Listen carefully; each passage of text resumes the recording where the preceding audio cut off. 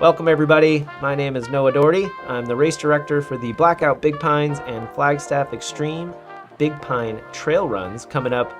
And I recently sat down with Dylan Harris, who's one of our video producers and playing a big part in the Cocodona content and editing of that. And he's running this weekend the Big Pine Trail Run. So we had a good conversation. I hope you enjoy.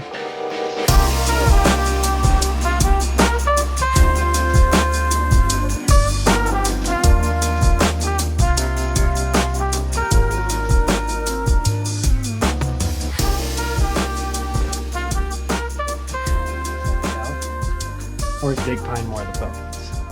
I think they're both, it's like a combo. So like the two races go together, which is what makes the weekend so fun. Okay. So Big Pine's always bigger, but it's a Saturday morning, so naturally you get more people. But Okay, sweet. I think the two together is what makes the weekend so fun. Yeah, so it's like a whole entire weekend thing. I didn't realize that actually because Yeah. I just signed up for Big Pine and I didn't even realize there was a thing there before at night. So are you going to be camping up there then? There's camping, yep. And I will camp right there on site. I think We get a great spot because the Aravaipa group campground, it's like a dispersed camping area just north of the main campground. Have you ever been in the main campground up there? No, I haven't. At Tut Hill? It's a great campground as well, but we reserve this unique space they don't ever really rent out, and then we get it, and then it's right on the course. The course starts kind of in front of the adventure course office in the north parking lot. You run right by it, and it's like a minute walk from the start. Do you have to like reserve camping or is there like more? Yeah. Is it okay?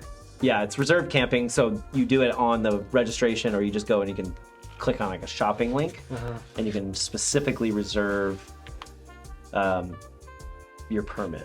And then it's tents only, no car camping. Your car is, 100 yards away in the parking lot, but you just kind of unload stuff, set up your tent, and then you're good to go. And Friday and Saturday night for the permit. Yeah. And it's really great. It's a lot of fun. Yeah, I guess. And I guess if you like last minute decision like me, or you can't get a campsite, or you don't want to pay for one, who knows? I guess, there is some dispersed camping around there, or at least you can get close to the race in the morning. Yeah, I think there's dispersed because there is national forest around there. I don't know how hard it would be or how busy that is or anything, but I know people that do it just south for sure. Yeah, can't promise that. Yeah, right. Like you take a chance, especially if you're coming in Friday night. This is nice because it's just at the course and it's all Aravaipa runners hanging out. And with the race Friday night, it's like set up, race, camp the night, come back the next day. You can race again, camp again, and then just hang out for the weekend. Nice. Yeah. So yeah, no, I mean that's ideal, right? Like we all prefer an experience over just like showing up and driving home right away. Right. So that's pretty rad. It's a really cool experience for that reason because people just hang out, and a lot more people will hang out and watch people finish because they don't got anywhere to be. They're just hanging out in the pine trees and grilling out in the campsite and having their beverages, and sometimes there's music there too because there's a music venue that you run right by on the 13K course, which is cool. Yeah, it's a really great outdoor amphitheater. So people just hang out. It just makes it a lot more of like it's just a big camping weekend in the pines, and it's good for a lot of Phoenicians this time of year because it's just starting to get hot, where people are like, oh, it's already 105 right now, and you go up there and it's perfect.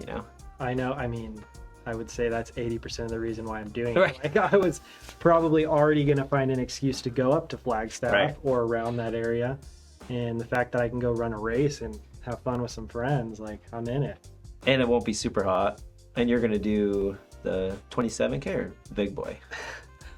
So I guess I can present this story a little bit. We have a couple guys, I won't say their names, in Wishy-washy. in this office building who challenged me to a race, but they keep changing what their plans. Like they wanted to go down to the 8 miler and run in blow up dinosaur suits. I said, have fun, being little kids out there. Well, I'm going to go sign up for the 54K because that's where I have fun. But now apparently they're Xing the dinosaur idea and going back to the 27K, which if you don't even know about that, that's dangerous because you're the race director. So who knows where they're I at. haven't heard of any of the shuffling happening. They keep saying they're busy. The but dinosaur thing would be interesting. all the races seem fun. So Yeah. I don't know. I guess like I am kind of interested. So I guess I will say I signed up for this race pretty last minute, as you know. So I don't have a whole lot of information on it. But how long are the laps exactly?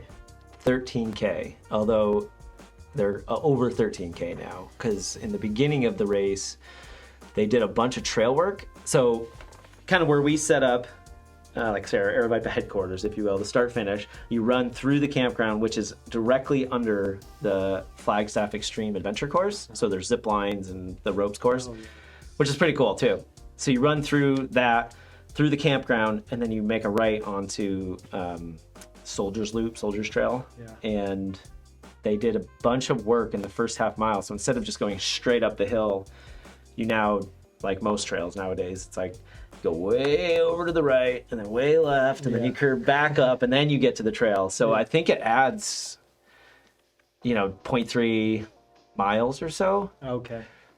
Which is, for you in the 54K, might make a difference. Yeah, I was gonna say somebody. Yeah, You got 4 loops, because technically it's 54K is 13K per loop, and you do it. You come through the start finish every time. Okay. Which is cool. So you get to see your friend or crew or whoever. Yeah. Or just people finishing, and you're never that far from your home base. I think I honestly think I want to stay in the 54K now because I personally want that experience. I've done one. I did the Santan Scramble, which was a loop course, 2 loops. Yep. I think. 2 if they did the 26K. Yeah. Or 50. The 50K is 3 loops. Okay. Oh yeah, 1, it was. 2, 3. And you switch direction. Yeah, I did that. And that was rad to come back and see like I didn't have a crew, but my dad was there. Right, yeah, that's cool. It was rad. Yeah. It was like, okay, one more loop, I could do this. Yeah. So That is the advantage of the loops. It's kind of cool. I mean, it's more of like an experience. And when you have people camping, there's all the people that you pass are cheering you on as you run past them as you go to the start finish, because you see them on the way into the start finish and on the way back out on your second loop or third loop or whatever. Yeah, have you noticed that? Has this race been like in years past been kind of more of like a, I don't know, not like a full-on party, maybe as you would think of like which one is that? What am I thinking? The 100-miler, Javelina?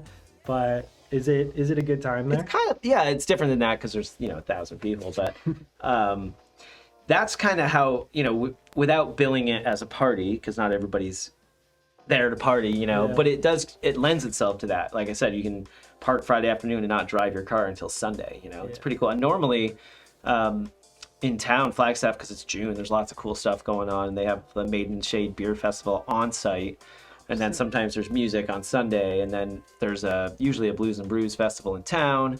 So that's Saturday night normally. So there's like tons of stuff going on, and then you can take the ropes course and hit up the ropes course and and town is like what, maybe 10 minutes. 10 minutes, right? Okay. 5 miles, I think. Yeah. Quick little drive in there. And now they even have trails connecting it, like Greenbelt type. Yeah. If you really wanted to get after it. Yeah. But it's a great little park. Fort Tuthill County Park. Totally. Because you were up there for Cocodona, something, right? Or did you not go to? Yeah, no, Tuthill? I was in Tuthill. Yeah, it's very cool, and I mean I'm sure there's like endless loops you can run around. I mean, yeah, I'm excited to that's like my favorite thing to do, right? And I think that's why we all love races, is especially ones like out of town and stuff. You're like seeing things for the first time, right? And that's honestly part of the reason, like, I don't want to give myself too much credit here, but that's why I don't look into stuff too much, Right. I like to just show up and like, yeah. Like I did the same thing for Purnell Peak. Like I just, you show up and you just try your hardest, right? And come prepared with whatever you need, and then just be surprised. I will say I am a little like nervous about the altitude. That is one thing I think what happens to people, like I was saying, when you run, it's probably just under half a mile from the start to where you hit single track. Yeah. And then you climb for, I don't know, say half a mile to a mile ish, not like super steep, but kind of like rolling up and around and stuff. And I think people get winded really quickly because they're jumping into it, your adrenaline's running, and you're trying to like keep up with the pack, and then people get winded, and then it's harder to catch up, right? So I always say like, go out a little bit slower than normal, because once you start to get winded, it's harder to catch your breath. Yeah, that's what my only strategy, just knowing I've done a few things like this up in Flagstaff and coming from Phoenix directly, is like my strategy is to like actually do a little bit of a warm up.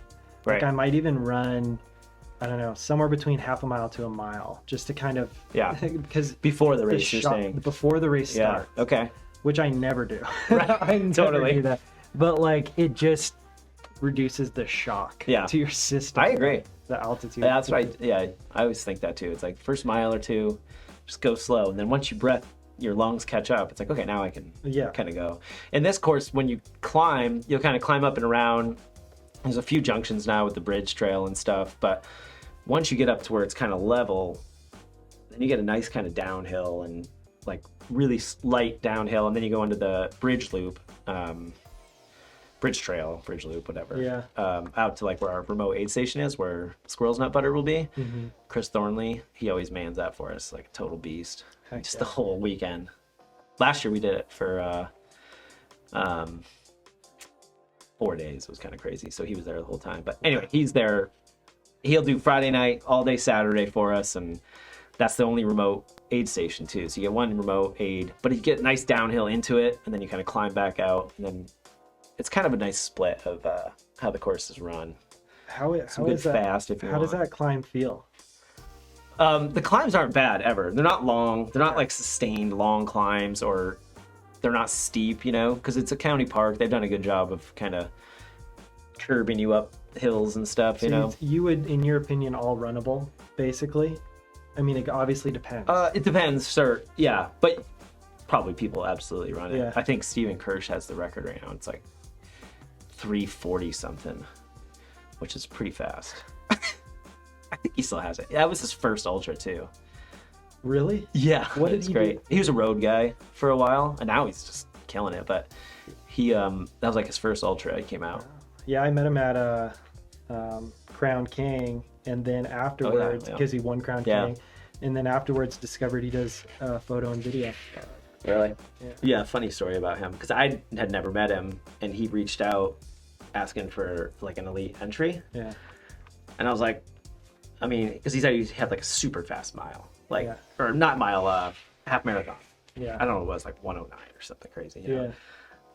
And I was like, all right, well, that's different than a 54K on trails. Mm-hmm. Come run, I'll give you a entry if you get on the podium. And he just set the course record like 340 something. I was like, hey, nice job, Steve. That's pretty good. And man. he was, because he lives up in Flagstaff, so he was still up there. Yeah, he was living up there, and actually Sensman paced him in on the last loop, and they were all jacked up. It was pretty cool to see, but it was funny because it was like, sure, I'll give you one to make the podium, and then smashes the course record and wins it. Does this race, speaking of that, like, does this race have a little bit of that? Does it have a little bit of like competitive front runners up there? Yeah, a lot of times what the middle, like the 27K and the 13K can be really fast. 54K, it's just kind of hit or miss certain years. Some years it's very top heavy, we get some really strong women up there that run. And it's Flagstaff, so if you get some of the locals that just are like, yeah, I'll come out and run, and you can get some super fast time. So it's fun to watch, and it is a very runnable course. Like, it can be rocky, and it's really dry and dusty a lot of times because this time of year they haven't started to get their summer rains, Yeah. But for the most part, it's a pretty runnable course. Yeah, you can get your legs moving. And if you're feeling good, you can really crank. And there's a lot of like flat / slight uphill or downhill. Yeah. Yeah. So I guess like a concern, like for anybody listening to this, might be just kind of how the morning is going to flow a little bit. So yeah, maybe we could touch on that, I guess. Yeah, that's a good, that's always, the arrival experience is always part of it, right? So there's a big parking lot. So parking, and there's no charge to get into the county park, which is kind of nice. You just kind of roll up and park. And then we always just tell people to follow the signs to the Flagstaff Extreme main offices, like where you would check in to go do that. And same thing Friday night for Blackout.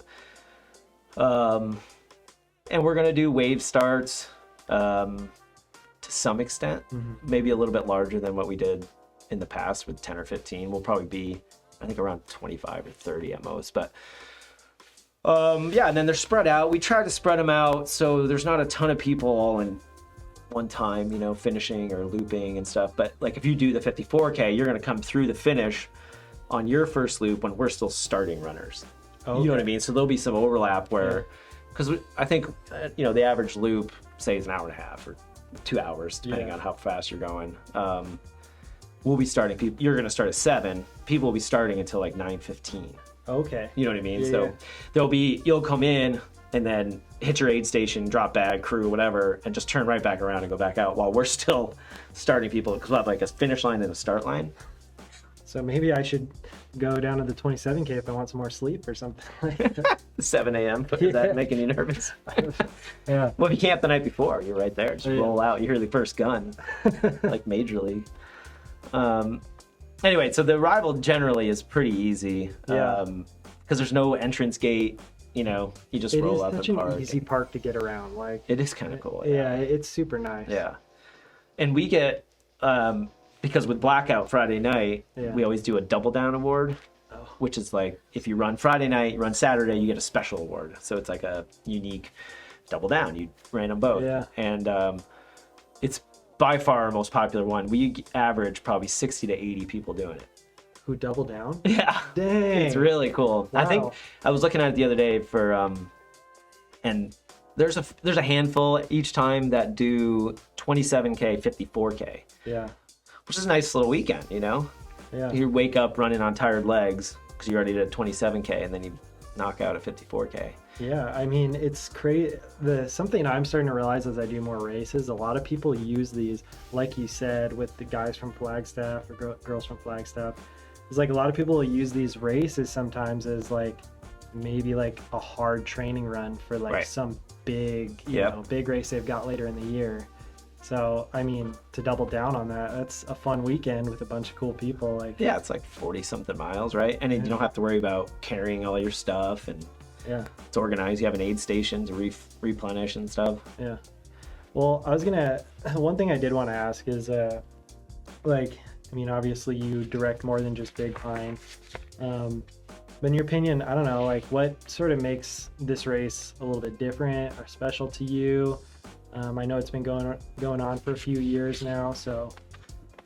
Yeah, I think honestly what makes it so fun is that like community feel. Like when people get there, we're all setting up camp together Friday afternoon.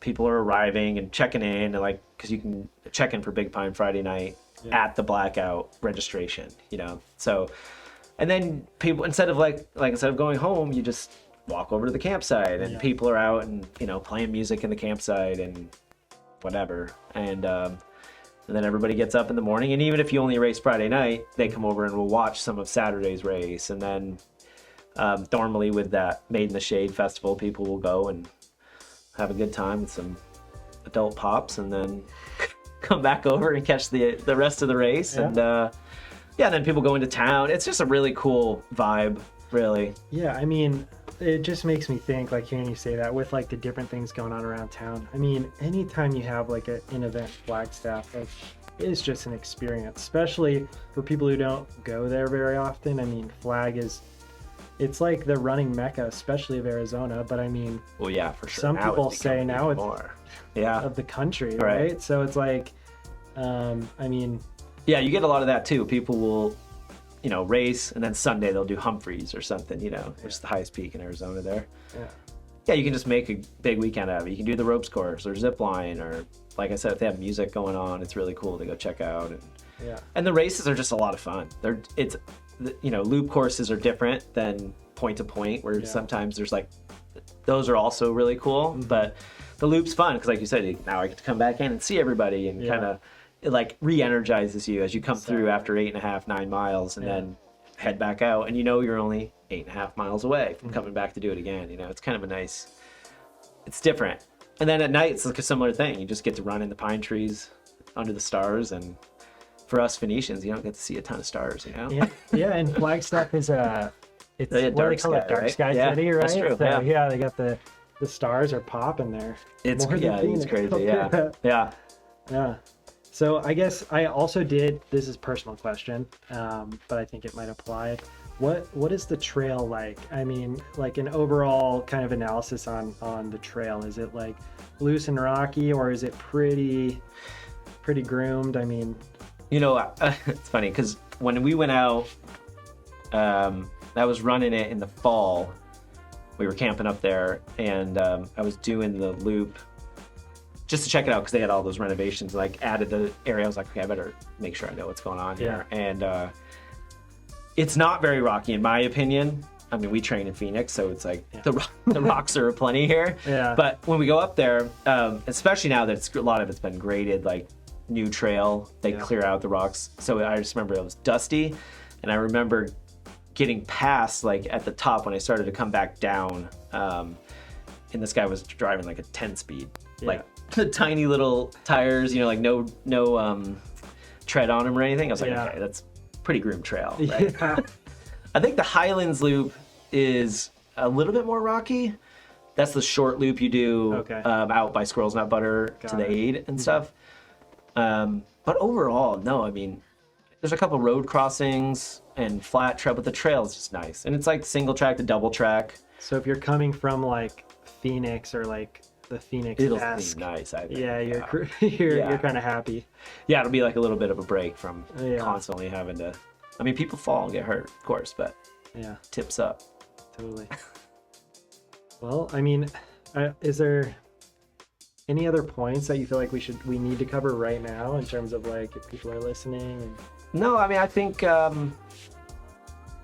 it's a fun weekend. I think everything's right on site, including packet pickup. So when you arrive, again, it's like you just walk over, get your stuff, and then you're done. You don't have to leave, go somewhere else, and come cheer people on. If you're racing Saturday, come cheer people on Friday night, because they're running in the dark up there, and it's cool to see. And then Saturday, the same thing. So yeah, I'm stoked. I mean, just from being in the office and everything here at Aravaipa, it seems like this race has I don't know, people like this race, so it's got a thing to it, and I was encouraged to run it, so I'm excited to go check it out. And I know I'll be there. We've got a handful of people from the office going to be there. That's so awesome. It should be a party. I'm excited. Yeah, I was going to ask when your last ultra was, but it was last weekend. Yeah. And it was really hard. So this will be different, but then you're at the elevation. Oh, I guess you're at elevation there too, huh? You do get to it. Yeah. It like did. 7,000 or something. I felt it right after that, like one really steep section up and out. Yeah. Right. Yeah. Okay. It got rough on that road climb up. But yeah, I think it was 7,600. Yeah, it does get pretty high. Yeah. I think that's kind of it. I mean, Flagstaff Extreme Adventure Ropes course, I would say if you can do that, they're a title sponsor for Big Pine, the Saturday race.